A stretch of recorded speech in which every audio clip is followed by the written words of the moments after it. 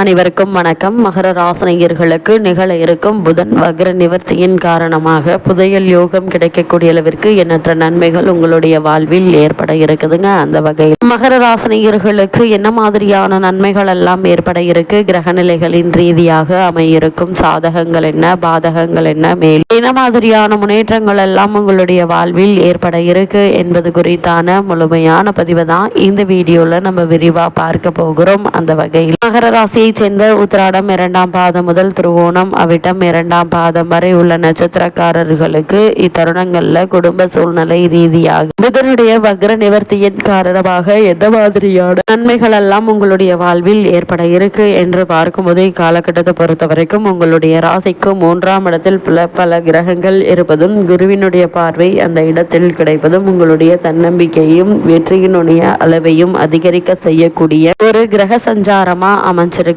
ஒரு புதிய பாதையை தேர்ந்தெடுத்து தீர்க்கமாக சென்று கொண்டிருக்கிறீங்க. தடைகள் எல்லாம் பொடிப்படியாக கூடிய ஒரு தருணமா அமைஞ்சிருக்குதுங்க. துணிச்சலான சில முடிவுகள் உங்களுக்கு கை கொடுக்குங்க. அதே போல வியாபாரத்தில் புது யுக்திகளை கையாள்வீங்க.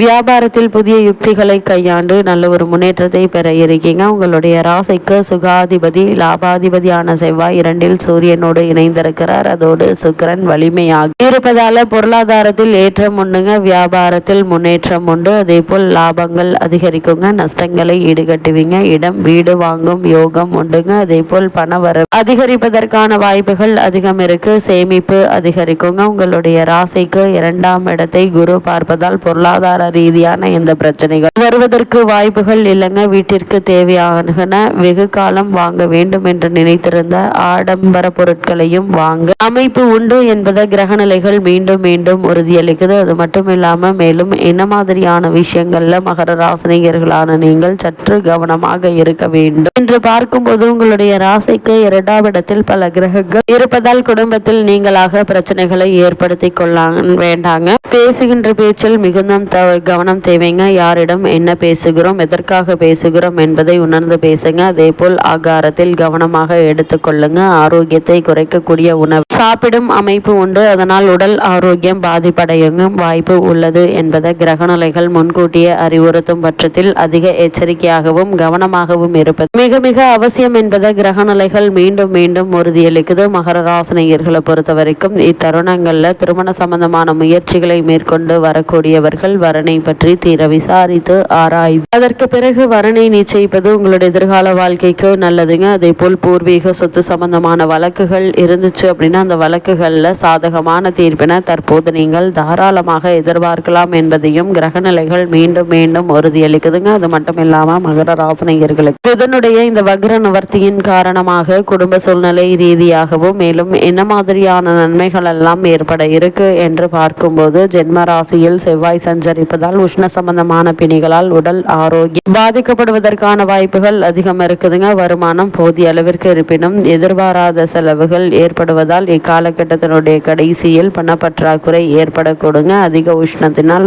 உடல் ஆரோக்கியம் பாதிக்கப்பட வாய்ப்புகள் இருக்குதுங்க. எளிய சிகிச்சையினால் பூரண குணம் நிச்சயம் உங்களுக்கு கிடைக்கும் என்பதால் நீங்கள் கவலைப்பட வேண்டிய எந்த ஒரு அவசியமும் இல்லைங்க. அதே போல் நெருங்கிய உறவினர்களிடையே வாக்குவாதம், ஒருவரை ஒருவர் குற்றம் கூறிக்கொள்வதும் குடும்பத்தில் அமைதியின்மையை ஏற்படுத்த இருக்கு. குழந்தைகளுடைய கல்வியில் ஏற்படும் பின்னடைவு உங்களுக்கு கவலை அளிக்குங்க. அதே போல் நண்பர்களுக்கு கடன் கொடுத்து அப்பணத்தை இழப்பதற்கு சாத்தியக்கூறுகள் உள்ளதால் எச்சரிக்கையுடன் இருப்பது மிகவும் அவசியம். அதே போல் வெளியூர் பயணங்களின் போது பொருட்களையும் பணத்தையும் பாதுகாப்பாக வைத்துக் கொள்ளுங்கள். திருமண முயற்சிகள்ல அவசர முடிவுகளை தவிர்ப்பது அவசியம் என்பதை கிரகநிலைகள் மீண்டும் மீண்டும் எடுத்துக்காட்டுது. அதே போல் மகர ராசியை சேர்ந்த உத்தியோகஸ்தர்களுக்கு புதனுடைய வக்ர நிவர்த்தியின் காரணமாக மேலும் என்ன மாதிரியான நன்மைகள் எல்லாம் ஏற்பட இருக்கு என்று பார்க்கும்போது மேலதிகாரிகளின் சீற்றத்திற்கும் அதிருப்திக்கும் ஆளாக நேரிடும் என்பதை கிரகநிலைகள் எச்சரிக்கை செய்துங்க. தற்காலிக பணியாளர்கள் நிரந்தரம் செய்யப்படுவது தள்ளி போகும். வெளிநாடு செல்ல வேண்டும் என்ற விருப்பம் இருந்துச்சு அப்படின்னு அதற்கான விசா கிடைப்பது கடினமாகுங்க. குறிப்பா பெண்மணிகள்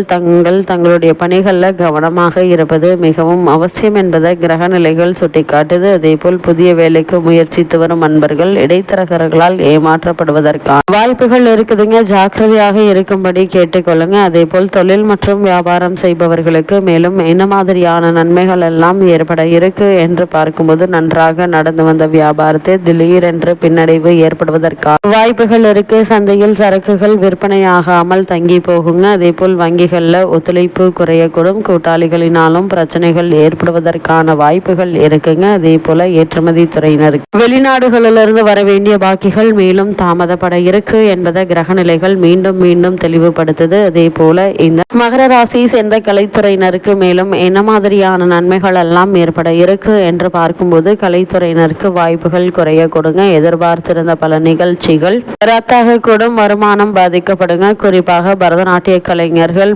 பாதிக்கப்படுவாங்க. மக்களிடையே புகழும் செல்வாக்கும் பாதிப்பட இருக்கு. அதனால் அதிக கவனத்தோடு இருப்பது மிக மிக அவசியங்க. அதே போல் மகர ராசியை சேர்ந்த அரசியல் துறையினரை பொறுத்த வரைக்கும் மேலும் என்ன மாதிரியான நன்மைகள் எல்லாம் உங்களுடைய வாழ்வில் ஏற்பட இருக்கு என்று பார்க்கும்போது கிரகநிலைகள் உங்களுக்கு அவ்வளவு சாதகமாக இல்லைங்க. பேச்சிலும் போட்டிகளில் நிதானமாக இருப்பது அவசியங்க. மேலும் பிற அரசியல் கட்சிகளுடன் நெருங்கி பழகாமல் இருப்பது அவசியம் என்பதை கிரகநிலைகள் எச்சரிக்கை செய்து, அதே போல் உயர்மட்ட தலைவர்களுக்கு உங்கள் மீதிருந்த நம்பிக்கை குறைந்து வருவதை கிரகநிலைகள் எடுத்து காட்டுதுங்க. உங்களுடைய பிரச்சனைகளுக்கு உங்களுடைய அஜாக்கிரதையான பேச்சுக்களும் போட்டிகளும் தொடர்புகளுமே காரணம் என்பதை கிரகநிலைகள் சுட்டி காட்டுதுங்க. உங்களை நீங்களே திருத்திக் கொள்ள வேண்டிய ஒரு நேரம் என்பதால நீங்களே புரிந்து கொண்டு அதற்கு தகுந்தாற்போல் பக்குவமாக நடந்து கொள்வது தேவையில்லாத பிரச்சனைகள் ஏற்படாமல் இருக்க உதவிகரமாக இருக்குங்க. அதே போல மகர ராசியை சேர்ந்த மாணவ மாணவியருக்கு மேலும் என்ன மாதிரியான நன்மைகள் எல்லாம் உங்களுடைய வாழ்வில் ஏற்பட இருக்கு என்று பார்க்கும்போது நித்யாகாரகர் என ஜோதிட கலை புகழும் புதன் கிரகம் உங்களுக்கு ஆதரவாக இக்காலகட்டம் முழுவதுமே சஞ்சரிப்பதால் படிப்பில் மனம் தீவிரமாக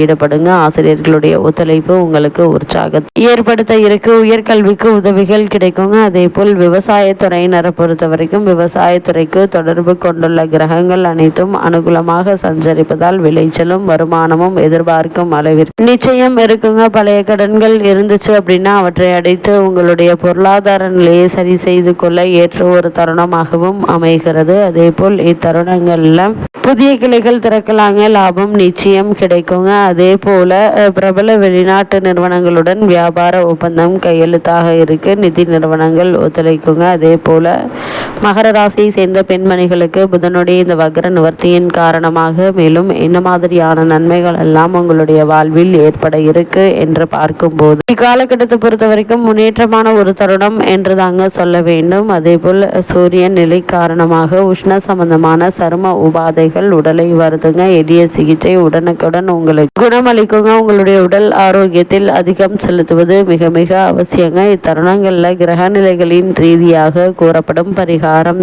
என்ன என்று பார்க்கும்போது உங்கள் வீட்டின் பூஜை அறையிலோ அல்லது அருகிலுள்ள திருக்கோவில் ஒன்றிலோ சனிக்கிழமை தோறும் மாலையில் எள் எண்ணெய் அல்லது ஏற்றி வந்தால் போதுங்க. எண்ணற்ற நன்மைகள் உங்களுடைய வாழ்வில் ஏற்படும்.